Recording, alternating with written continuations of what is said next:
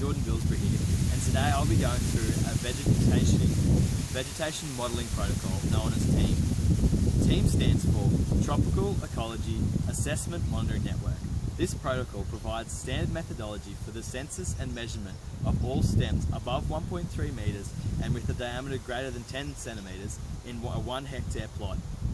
The effects of global warming are becoming ever so prevalent in today's society, so much so that it can no longer be ignored. The TEAM Vegetation Protocol aims to provide solid methodology to measure the effects of climate change on forest growth, mortality, and above ground biomass in tropical forests. TEAM can be used to determine if the above ground biomass of tropical forests is increasing or decreasing in response to climate change, and how different functional groups of tropical forest plants respond to changes in climate and land use. When determining the location of the 1 hectare plot, it is important that the plot is not in contact with any tract of water and that the plot is on relatively homogeneous soils and is not on a great slope. A total of 6 1 hectare plots should be plotted out according to the protocol.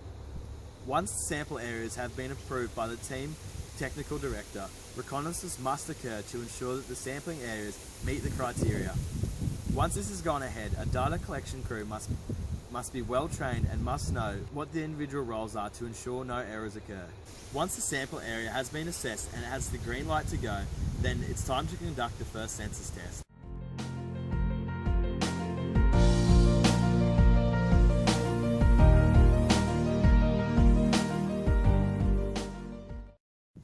Once the plot's been set up, all vegetation plots must be censored and measured during 4 to 5 week period during the dry season of the region.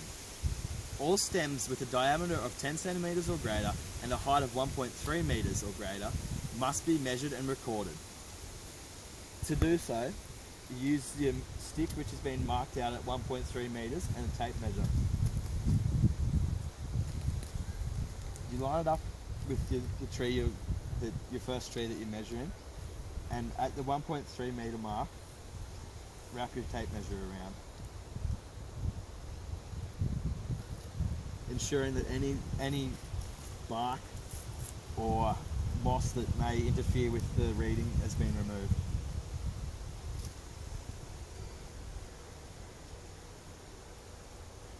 So this tree's diameter at the 1.3 mark is 51.5 centimetres.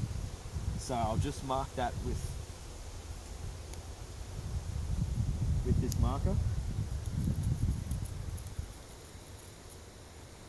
like so,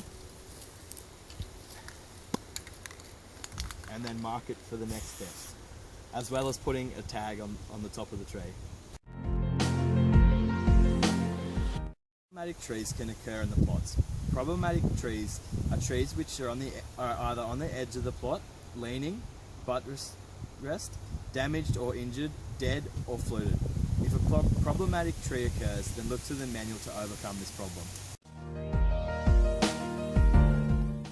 The idea of the recensus is to have comparable data to determine how the forest is changing. Much like the original census, it too should be conducted in the 4 to 5 weeks around the driest time in that region.